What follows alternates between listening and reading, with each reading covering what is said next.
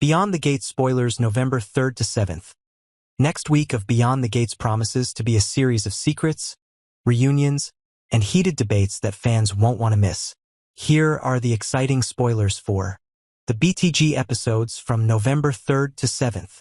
The new week opens like a tear in the luxurious silk of Fairmont Crest, a place where everyone has grown used to polished facades and candle-scented parties while letting the hairline cracks spread quietly underneath. Anita is no longer the steady hand guiding the band and the family with gentle patience. She's hurled into a vortex as rumors, paperwork, evasive glances, and a secret appointment of Vernon's pile up into a low hum in her ears.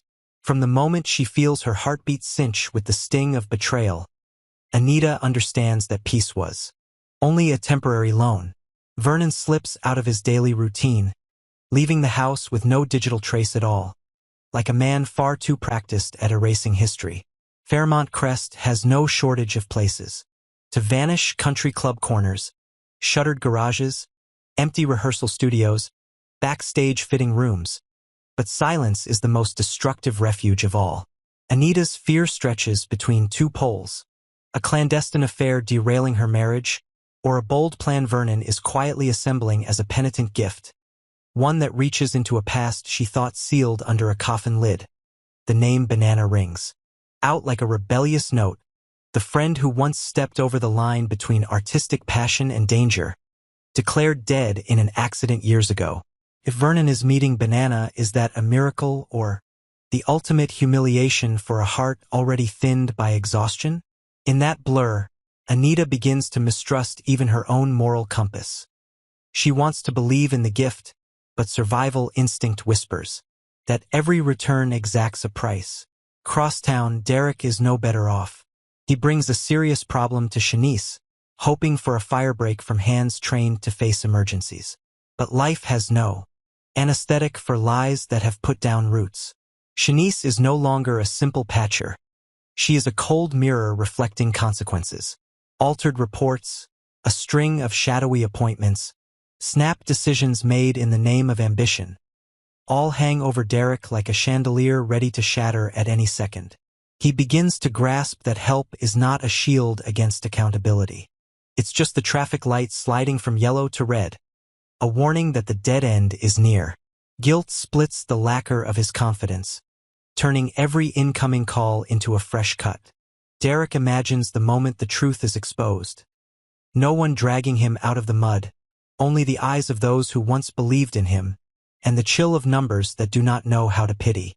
Meanwhile, Eva edges toward Leslie with an update about Ted. A sliver of information like a thin blade. No immediate blood, but a long, clean slice across the surface of an alliance. Eva doesn't need theatrics. She knows her words can tilt the orbit of every plan. Leslie is used to calculating, but this time the ripple in Eva's voice lets her taste the metallic tang of risk. Old artifacts, contracts signed at midnight, a blur on a transfer ledger that invites multiple readings. If Ted is wobbling off course, Leslie must choose. Tighten or loosen, trust or install a fresh layer of control. None of the options will be mark-free. Naomi is another storm breaking from inside the house, where disappointment finds its easiest vent on the people one loves most. Arguments with Jacob sharpen around the sore topics: trust, the future, the meaning of children. From deep in memory, Naomi hears compressed sounds. The creak of a door slammed shut, adult whispers arguing, the shatter of a glass after dinner. The child she once was learned a wrong lesson that the grown-ups never noticed. Children are a pretext for neglect, the nail-head that deflates a marriage, the burden that begets betrayal. Now, each time Jacob talks about family plans, Naomi sees a noose tightening slowly around her freedom. Her anger spills onto Bill and Danny, not because they're at fault, but because they stand exactly where adults live by principles Naomi never had the chance to believe. Tenderness becomes counterfeit proof of virtue. Every kindness reads to Naomi like manipulation. As her emotional discipline drains away, Naomi chooses to smash the thin pane of glass, letting shards spray toward those who tried to stand in the middle. The next day, Bill plants a clear milestone with an old flame, as if staking a flag on land contested for far too long. But at Fairmont Crest, pledges of loyalty aren't impenetrable fences. They're invitations to subtler counterstrikes. Jacob paces with fear breathing hot at his neck and turns to Nicole to loosen a knot in the tangled yarn, knowing that each day of delay wraps another loop around his throat. Haley and Randy hit an unexpected hairpin turn, the kind that drives even the hardiest to the ledge, where dirty bargains start to look like survival. With a cold move, Vanessa reclaims a prized asset from Joey. It is more than property. It's a symbol, a mirror of the times Joey got cocky, a period at the end of his habit of cupping everything in his palm. Pamela keeps pressing Andre, not out of impatience, but because she knows foot-dragging is the silent killer here. Each nudge shoves Andre closer to the cliff's edge where he must either pull a chute or shut his eyes and drop. Midweek, Ashley collides with a discovery capable of toppling a whole row of dominoes. A data point slips loose within a stack of files that seems smothered, a small object out of place, a timestamp that won't align. Ashley's mind shifts from suspicion to certainty, and certainty arrives with a bill. She knows a truth that big never travels alone. It collects a debt. Into the chaos, Nicole drops a piece of advice for Ted. A velvet-wrapped arrow, soft to the touch yet aimed straight at the heart of a decision. Ted is pushed onto a fragile balance beam where each step triggers a chain of consequences that cannot be undone. Danny and Andre reopen the door on Andre's past. Not to heal it, but to measure the depth of wounds that still smolder, because only by knowing how hollow the inside has become can a person predict how much more deceit they can hold before they burst. Quietly, Leslie drafts a future where she, Eva, and Ted might fuse into a whole family unit, but inside that imagining she still hears joints creak under strain. Hope is sometimes the most dangerous glue. It turns fractures into walls freshly painted to look intact. By Thursday, Joey faces a ghost from his past, a friend who no longer carries the scent of familiarity, only the odor of debts and promises left unpaid. The reunion brings no embrace. It brings an inventory of what Joey has avoided saying. A single lie blooms like an oil slick, dragging two couples into a mire of pain.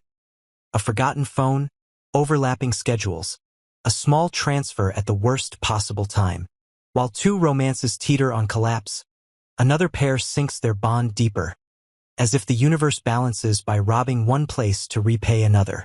Vanessa unveils a new project at the country club, not just a business plan, but a proclamation of power. The stage lights expose those who clap on the beat and those who only pretend to smile. Attention is a double-edged blade. It brings opportunity and paints a target on the back of whoever holds the reins. Vanessa understands, so her smile climbs only halfway across her face, leaving the rest to the math in her head. Friday drops the iron curtain. Samantha, usually confident as a lighthouse beam, has to send up a flare to Smitty and Nicole for the first time. The problem has slipped past her reach, and the name Nathan blows a chill across every theory.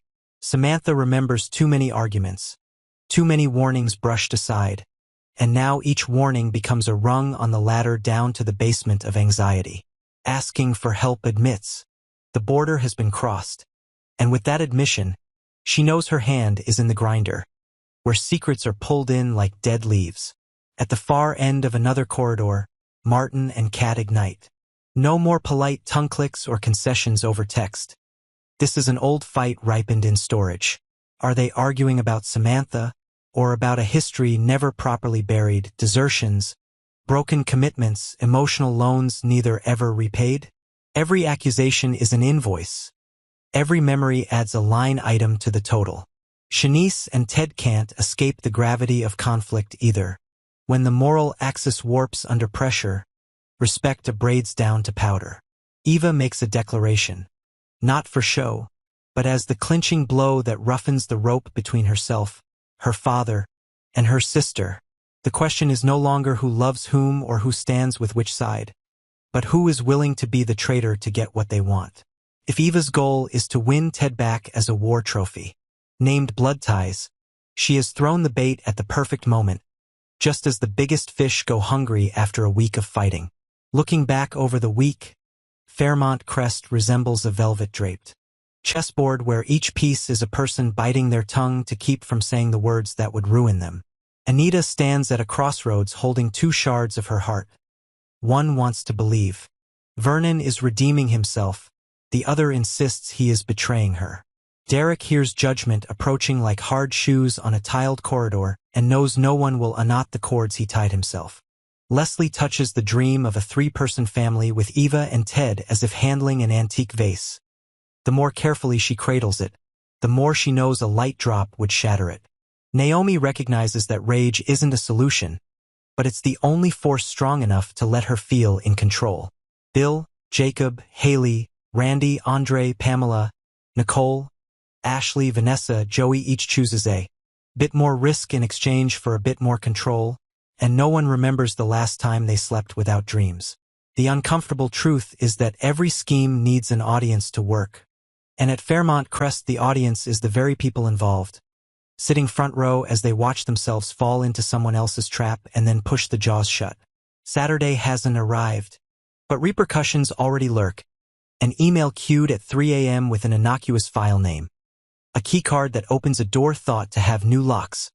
A minor expense approved under temporary authority. Small details like grains of sand in a machine, building friction enough to crack the gears. Joey's old friend leaves an untouched coffee on a conference table. A reminder that some debts accrue. Interest without a single transfer. Vanessa's project earns applause, but backstage a short note on the whiteboard is wiped by an unknown hand. A chalky smear all that remains. Enough for a sharp eye to know another hand has touched the plan.